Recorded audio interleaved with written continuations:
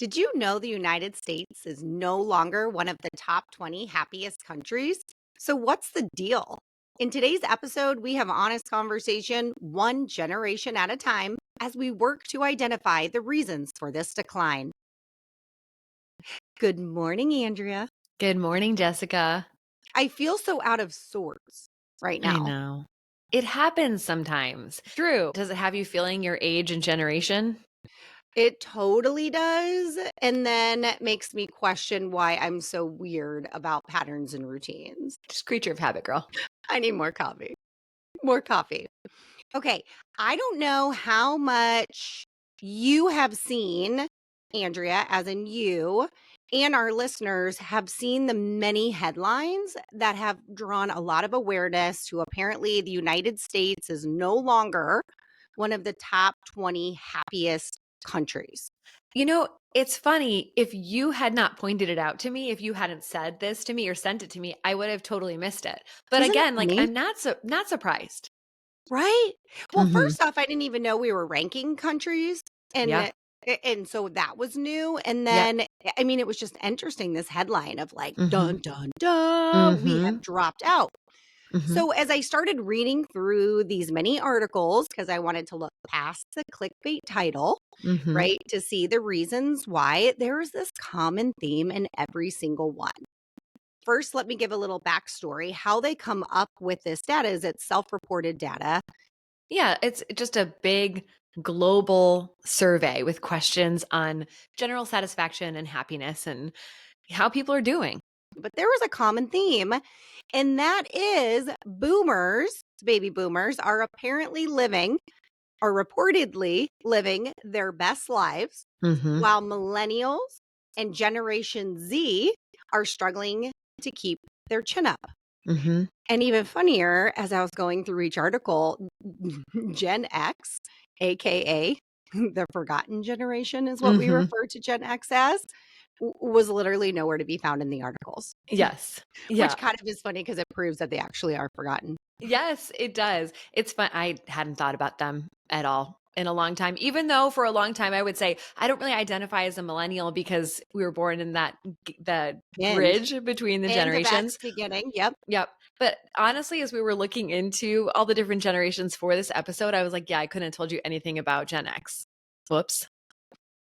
See, So, and I think I know a lot about X because my sister was an X, that much mhm. older.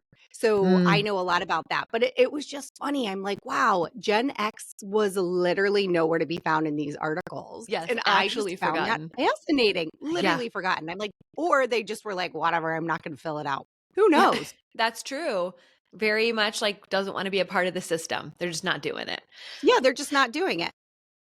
So it's so easy when you see something like this that, the United States has fallen out of the top 20. And when they dig into the research, that there is a huge generational difference. And that generational difference is very particular to the US and to some of the Western European countries that have also fallen. Because around the rest of the world, younger people tend to be happier than older people. So this is the aberration, right? And it's so easy. And I think it's very common now to just kind of shit on Gen Z and be Totally. like, oh, they're so unhappy. Like they're such navel gazers. Like Wah, they wah, just, wah. yeah. And just kind of act like it's their fault for being unhappy. But that is too reductionist for honest women. I agree. And we are against headlines being like the news, Hmm. right? We like to dig into the information to really say why. If you're going to Hmm. put a blanket statement out there like that can instill fear in somebody that all of a sudden we're no longer happy as a country, Hmm. we want to talk about these reasons why it's Hmm. important to us. And it's really easy to come up with these off the wall reasons Hmm. why we think it's the case. Everybody's got an opinion on it, but we really feel that in order to understand why people are seemingly getting sadder, we want to look at each individual group. Hmm. Should we start with? I'm like excited to start with the boomers. Yeah, I have some like negative energy towards the boomer I know generation you right do. now. So let's get into it and then maybe I'll tell you why. Oh, no, I'm going to tell you why. I'm going to tell you why I was first. like, no, tell us Okay, here why. the reason why is because this has come up in our conversations. It's come up in my office like 10 times this week. This sense that the people who are in our generation, whether that's someone X or millennial, the people who are like currently in the parenting trenches, feel really abandoned on a whole Mm. by our parents' generation. And again, there are some amazingly involved and connected boomer parents, right? But then there's a lot of people who feel that they just aren't supported by this elder generation of adults that's kind of retiring and not supported financially, not supported in time, but also really misunderstood. And Mm. I Mhm. think whether your parents are super supportive and involved or not, life has changed so much that I get why they don't understand it, but sometimes we feel like we're receiving feedback that we're doing things wrong, or we're too stressed out, or why do we work so hard, or why do we parent this way? And it's very frustrating. So I've got some like, I got a little like bug in my bonnet about that. Bug in your bonnet? Do you Yeah, I think wear a it's supposed to, bonnet? sometimes, That was, like, maybe. so cute and, like, Southern or something. I'm like, "Did she just say bonnet?" I think it was supposed to be bee in my bonnet. I could also say that burns my toast. It's like these are the things that I say when I'm just You not saying sound fuck. like a boomer. "That is a What? bee in my bonnet." Like, No, that I is like a don't. Southern boomer or something. No, You are channeling your no. inner boomer. I am, like, It's stuck too on the much word for me. bonnet. That was awesome. Well, you Well, never you know know. what? It's But like my weekend thing. I love it. And here's the deal. Is that we really don't like here at Honest Women when people just dig their heels in without understanding Mhm. something, right? Mhm. And so again, it's easy to say they need to do this different or this group is the problem. And Mhm. to be honest, everybody's the problem, right? Right. But let's dig into it a little bit. Mm. Mm. Yeah. So baby boomers were raised by what was referred to as the silent generation. Mhm. They are a generation that was raised by a lot of parents who either fought in multiple wars, they lived through the Great Depression, Mhm. really a lot of hardship. Yeah, and because of that, they had those values instilled in them of like self-reliance and a sense of I don't know, the baby boomers don't really like talk about their feelings. That wasn't something that No. was instilled in them by their parents, and so it was kind of that very what we think of as the American dream, like go work hard, make your Mhm. own way. The problem is, like, all of that is true, that worked hard and made their own way, but they also hit the generational lotto. Like, there's a lot of luck with what the boomers, guess, like, were born into. It Okay, was a talk ti more about that because I think people might disagree with you. Where did they hit the lotto? So it was after the world wars that they were born. And then what ended up happening in America was an economy that was booming. It was the age of like the bunch, like the suburbs basically being made, the small houses and big Mhm. communities where everything was just right and very similar. And it was easy to buy a house and it was easy to get an education and you didn't take on a lot of debt. And, with our economy booming, people were able to go and work and buy their little house and have their 2.5 kids and car and maybe only one parent had to work. And then since then, there's been property appreciation, and this is the same group that might have retired with a pension. There's just been a lot of opportunities to create wealth. Well, and I think from a societal basis or a systemic, if we look at it systemically, Mhm. this group also was not allowed to accumulate the type of debt that future generations would. Mhm. If you went to college, you paid for it. I remember my mom telling me she was one of the first women in her she was the first woman in her family Mhm. to go to college, and her father worked multiple jobs to pay for that because you could not take out this massive loan. Mhm. You had to pay for it. Same with credit cards. Credit cards did not exist for this generation. If they Mhm. wanted to buy something, they had to have the money, Yep. or they could put it on layaway, but the item was not theirs till it was fully paid off. Mhm. So I would also argue that society like gave them a lot more boundaries or rules that Yeah. allowed them to be more successful. Yeah, the rest of us have different pressures and just enough rope to hang ourselves, right? Like that is Totally. and I know that's like a gross phrase, but what our boomer parents grew up with was a world that was just it was simpler. Oh, It for was a sure. lot simpler. They didn't they didn't have to deal with the internet. You know, they primarily had their careers really established and underway before the internet was such a big deal. They didn't raise their kids in the age of the internet. And so they kind of, you know, they were fed that message, go be prosperous, work hard, be self-reliant, and like you can have the American dream. And they're the generation that like actually got to have that. It was Yeah. they also had their work was done at a place. They would go to a Yes. place and do their work. And at the end of the day, they would come home and then they would stop working. And so, you know, that sense of I worked hard and I got everything from my hard work, like, yes, you did. Also, what hard work was really different. It was Big a lot more time. contained than what we And have to deal with. had boundaries were set just naturally, and I've Mhm. said this to my parents or my in-laws or whatnot. When you left the office, the only reason you would get a call at home is for an emergency, Right. but your day would end. Yeah. You wouldn't get constantly bombarded with bing, bing, bings from Mhm. emails or texts or why aren't you responding to this? Yeah. And I do just think that things were simpler than they are now. Like even the schools, they Oh, didn't yeah. have email, obviously. So you weren't getting 452 messages from the school.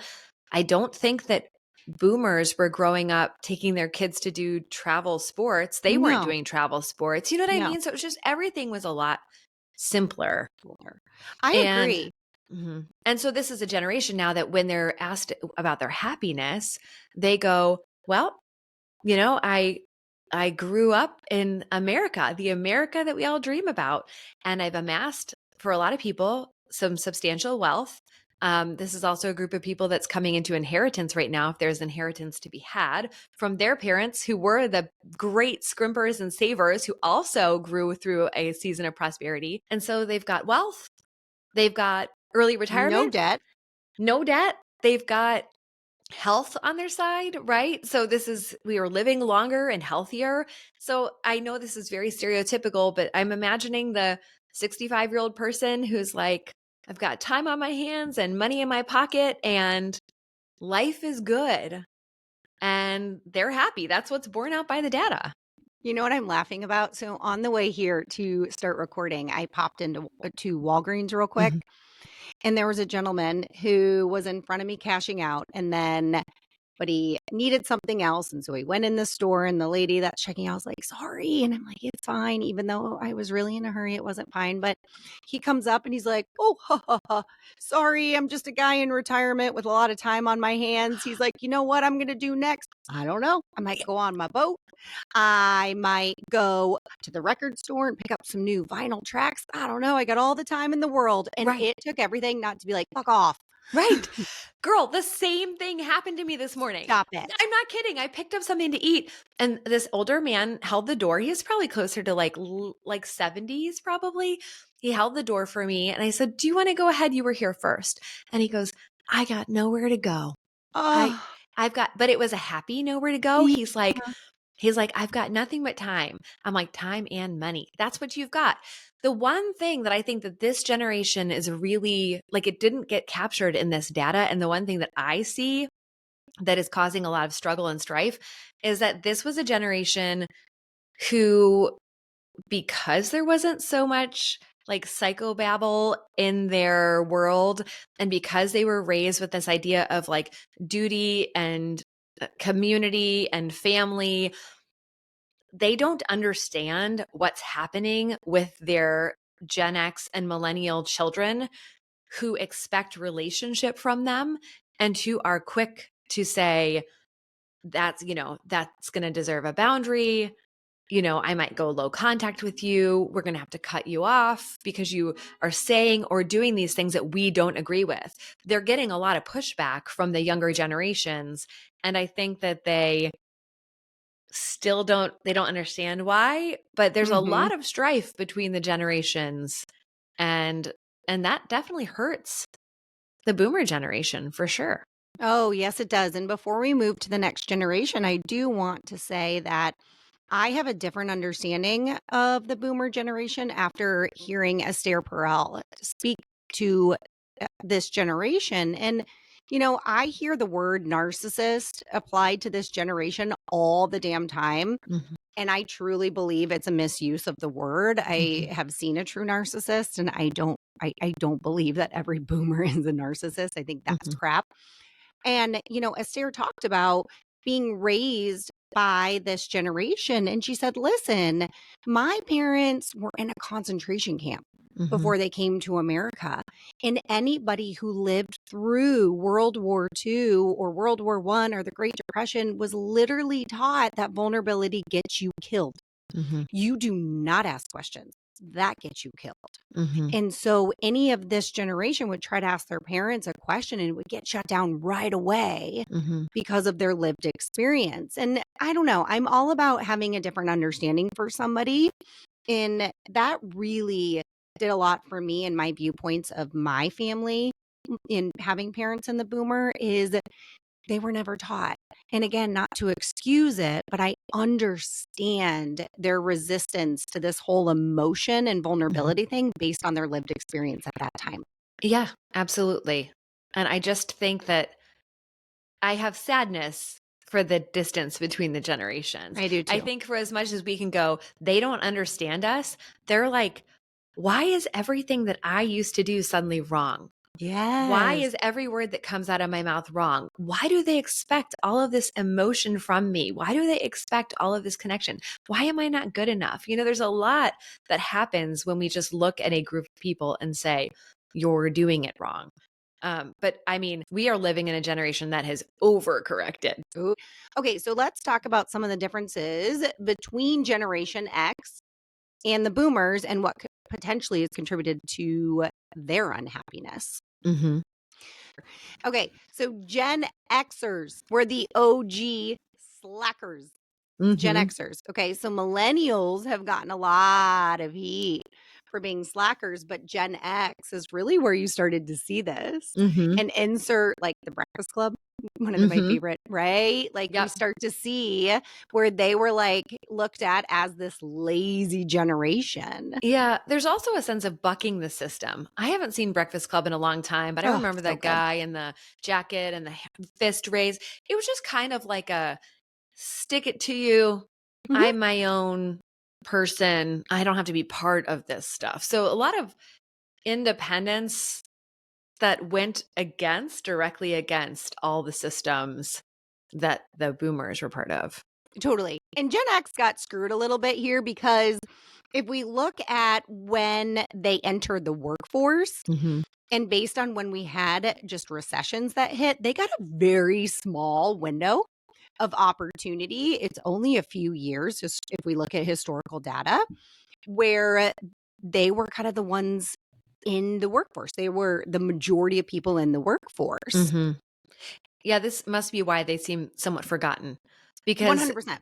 that's where the big impact is made, in the sense of what a generation is all about is shown, when you're in the majority. And it was smaller. It was just a smaller group of people. You have this giant group of boomers and then this smaller group of Gen Xers. And they're kind of like the second child.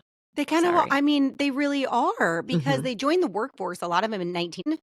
There was a recession at this time that came, a very sluggish recovery. Hmm. And then when they got to a place in their career where they would be more at that upper management or at the top and really leading, that's when society had what we now refer to as the great resignation. Everybody was Hmm. quitting. So they have just had a lot of like big economic things happen at pivotal times in Hmm. their life. Hence why they're still a little forgotten. We don't Hmm. see them. Yep. Sorry, X. Yeah, sorry, X. And we're kind of moving on now. Moving on. That was enough for you. That was enough. Sorry. Sorry. I There's don't not. know that many of our actually, probably plenty of our listeners are Gen X. They're probably like, "Fuck you guys." I know they're like, "Fuck you guys, you're forgetting us." Well, to be fair, speak louder, Yeah. right? Like they're gotten just railroaded truly by the next generation and the Yeah. generation after that. And I Yeah. think they're just like, whatever. Also, to be fair, in my lived experience, there's not a generational cutoff. So I see myself very much in the parenting years with people who are really kind of up to 50, even Yes. sharing the kind of young, there's a 35 for right now. I feel like I've crossed over 35, but I feel like I'm in the trenches with women who've had their first child all the way up to children graduating from high school. I feel like we relate a lot. We're living the same life, and that really crosses a generational line. Yes, it does. Okay, let's dig into millennials. Okay, I have a quote for you from social media because I just thought this was so perfect. I'm like Hmm. literally looking at my phone right now, guys. How millennial is this? So I saw a post yesterday asking about like how millennials will have a midlife crisis. And they basically said we can't afford, like, convertibles are out of style and we can't afford some of the other things. Like, what are we going to do? And it was brilliant. It was an ad for somebody who had like a plant business. And then it cut to her sitting amongst all her plants. And it had just thousands of comments on it. But this one stuck out to me. It said, "We're not going to have a midlife crisis. We're going to have an entire life crisis. Our formative memories are 9/11 and an economic and housing crash. Our parents weren't gentle and dealing with their own stuff. And all we learned was that the mitochondria is the powerhouse of the cell. If that's not a life in crisis, I don't know what is." And another person commented, "Can't have a midlife crisis when life has been nothing but crisis back to back." I mean, preach. I mean, that resonates with me. Well, absolutely, it resonates with me too, because this is also millennials, this generation stretched the system, meaning this is the first generation where we start to see the skyrocketing rates of college enrollment and debt that followed it. And, it literally it has kind of broke the system a little bit because the rate of kids going to college and universities, this is the rise of profits in universities. It did not exist before millennials stretched the system, which a lot was because boomer parents saying, "I was not able to go to college, and so now you have to go to college. Every Right. kid has to go to college." And boomer parents saying, "I've got either enough money to help you pay for college, Yep. or I'll help you apply for that loan." This was when Yes. loans became just really easy to get. And this is something we've just spent a few weeks talking about in our money and marriage episodes. And if you haven't listened to those, you should go back. But the money aspect here is really, really critical. We've just entered a time in life where we're able to get and needed to get and expected to get in some ways debt. It Yeah. was, you have to get You educated. couldn't buy a house without debt. Right. You needed credit, and a Right. credit score is based on debt. What I've heard recently, and this is for even that group of people that's significantly younger than us, 10 years younger than us, and what you've alluded to is that this generation is feeling the pinch of the skyrocketing debt, of a number of financial crises, and of inflation in house prices that's caused us, at least the like 10 years younger than us, to really start to delay some of these big life transitions. And so we grew up in homes a lot of times where our parents, you had the comfortable home and you had the one job and you had the two cars and the 2.5 kids and everything was fine. And now we're out there trying to do what our parents did. Or, we always think one degree better, right? We're going to do things just a little bit better. And we are trying to do that in a world where the landscape is just totally different. I think my parents bought their first house. I mean, I want to say it was under $50,000, Oh, right? yeah. Now in our area, starter homes these days are 3, 4, It's $500,000. insanity. It Mhm. is an absolute insanity, which is also why this generation pushed back when houses were bought, not by choice, but because we had to. Mhm. Millennials did have to. We have major debt for the first time in this generation. student loan debt surpasses credit card debt. Mhm. And many in this generation had both high credit card debt, high student loans, all with high interest rates that are Right. impossible to pay back. There's been a delay with decisions like buying a house because they can't afford it. Mhm. This was also the start of everybody gets a trophy and like Mhm. bring your mom to your new office, which I'll never forget. A funny story when Dan was in, my Dan was in management in our like late 20s. He could not stand managing because he's like, he had two guys that started at 22 and brought their moms with them to set up their desk. I kid you not. Yeah, Mhm. this is the age of the helicopter Oh, parenting yeah. started in the 90s, and it's just See, I created hear a lot stuff of like that, and that's weirdness. why I'm like, I'm not a millennial. But No, that again was like a more a bridge or a millennial to Gen Z, right. right? Like that is at the end. That's why I'm like, oh my God, I would have never done that. I am more the forgotten generation when it comes to that. Like my Right. mom didn't even know where I worked or something, you know? Right. Yes, the sense of having a dependence on parents or parents creating a dependence on them was really impacted this generation. But I think the biggest change here, the money stuff is so critically important in looking at the trajectory of someone's life and all of their milestones. I mean, it's something that really cannot be understated or Hmm. overstated. It's important. But the biggest change here, I think, is that this is the generation that came up as the internet came up. Yes. And this is the generation that is trying to parent for the first time with the impact of the internet. And there's just so much pressure now to have this really child centered, child focused, high intensity, gentle parenting. And we are told everywhere that we go that everything that we do as parents is like vitally important, that there are rights and wrong ways to do things, that we only have 18 years, all these things, even though we're probably gonna have our kids living in our basement. Like there's just an incredible amount of pressure on us as Hmm. parents. And our Exactly. whole culture has changed in a way that our boomer parents don't understand.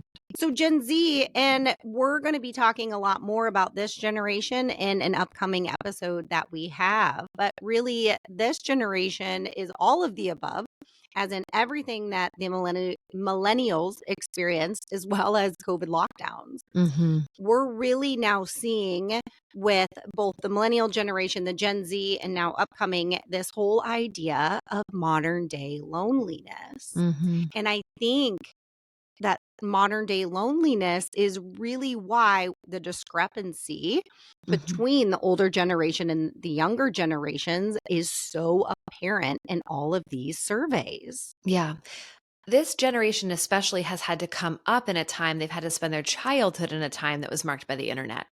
And so where the older generations didn't have that, or a lot of us grew up and had quote, quote, normal childhood where we had a lot of human connection. This generation has never had a time where the internet wasn't there. And then everything really fell apart and fell on them during these COVID lockdowns. They missed a lot of milestones because of COVID shutdowns. And Uh-huh. the worst part of all of this, I think, for this generation is not only the impact that the internet is having, but it's the fact that there's a sense that they're connected and they're not. Mm-mm. And they haven't known anything different. So they can't say, "Oh man, I'm really not collected. I'm really not connected to my 5,500 Instagram followers in the way that I used to be with my childhood friends and my high school friends." They just don't have anything to compare to. But social life is not meant to be lived online. No. And when you spend your teen years only connected to people via the internet, it's not surprising that there's a lot of loneliness, isolation, self focus, then more mental health and physical health challenges, then more self diagnosis, and all of this just kind of there. Everyone's turned Mhm. inward. And that's the thing that they get shit on for a lot, but it just makes me sad. I don't It think it's makes their me sad fault. because we created it. I Yeah. mean, I could go all day on the lockdowns and I won't. get on that soapbox right now, but we know the negative implications of the internet and phones and social media. And what did we do? We locked up all the kids for sometimes years, like in our Mhm. state, Mhm. and gave them full reign on technology. Right. And so anybody who shits on this generation, I'm like, wow, you got to Mhm. take a hard look in the mirror because Mhm. we as adults Mhm. fed that and created it. And now we're like, that's their fault. They're the Right. ones. No, no, no, no. No, no, no. We need to take ownership in that. So Mhm. I think this whole idea of modern day loneliness is a huge factor. And before we end today's episode, I just want to speak a little bit to what that means. And I think that a lot of us will say from the outside, right? Like if we open social media or we Mhm. look online, it seems like we are more connected than ever, right? You hear people talking about, oh, so and so who I haven't talked to in 20 years, and they know what they're doing on a daily Mhm. basis because of social media.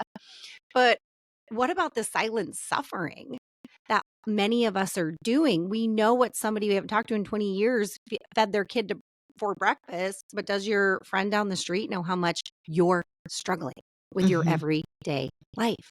Yeah, people really still tend to post the best moments.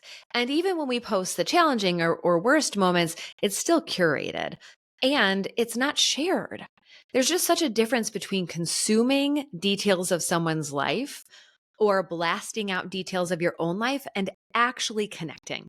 And there was a day where the internet was a place for connection. I remember writing a blog back in the pre-social media days, and you'd really like comment on people's writing, and you'd start to hit off friendships, and then those friendships would turn into real friendships in real life. When there is a back and forth, when there's a getting to know someone versus just commenting on a post or consuming someone's life, the internet can be a good tool to connect. It's just not how it's used for a lot of people. Agree. What have you taken away, Andrea, from the conversation? Or what do you want our listeners to take away from this conversation? I think the biggest thing for me is that when I stop to think, to research, to slow down, I mean, I actually was reading an article from the Encyclopedia Britannica website on the silent generation. I was Love like, it. looky here, I didn't know any of that. But when you actually dig in and slow down, we can seek to understand other people from a place that is not so reactive, misunderstood or unsupported or whatever. I feel reactive. I feel angry, right? And that is because I feel like I'm not attached, like I'm not important. But when we're able to step back and go, okay, the generation older than me, why are they the way that they are? And that's just on a broad scale. Also, like, what was my parents' life like? Why do they do the things that they do? Why do I do the things that I do? And then looking down at, younger people and remembering that we can seek to understand one another and not just be reactive or judgmental. I mean, I think that's what I'm taking from it, is that there's a lot to be gained by understanding. How about you, Jess? I am taking that there is a real, real need for people to connect Mhm. and to be understood Mhm. and to feel like there is a place or a space or a group where they can be their true authentic self. And I Mhm. think people are really scared of that. Mhm. And so I want to direct our listeners right now to, and I know the irony here, the Facebook group that we created, Mhm. right? Here I am talking about social media, but I truly believe that it's about doing it right Mhm. and that it's not all or nothing, Right. right? It's not you either are or you aren't on social media. It's that way in which you use social media. And Mhm. we want to cultivate true connection and true authenticity and a place where we can have honest conversations with listeners who Mhm. are desperate to understand or to be understood. So, how can they find us? So we'll put the link here in the show notes to our Facebook group. You can also look up Honest Women Podcast Community on Facebook. And then you just apply to be in the group. It is a closed group so that there is a sense of privacy and community. Jess and I are the moderators. We will let you in, just answer the questions that are there. And then when you get in, you should read kind of the group description and the rules and see, like, does this vibe with me? Am I here to make connection? Am I here to have deeper conversation?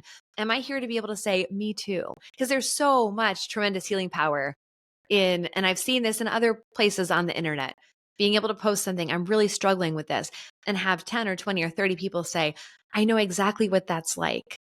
Be kind to yourself. I know exactly what that's like. Me too. Or I know exactly what that's like. Let's try this or that. There's power to be had in that. So if that's your vibe, then the community that we're building is going to be for you, and we would love to see you there. So don't let this be the end of another honest conversation.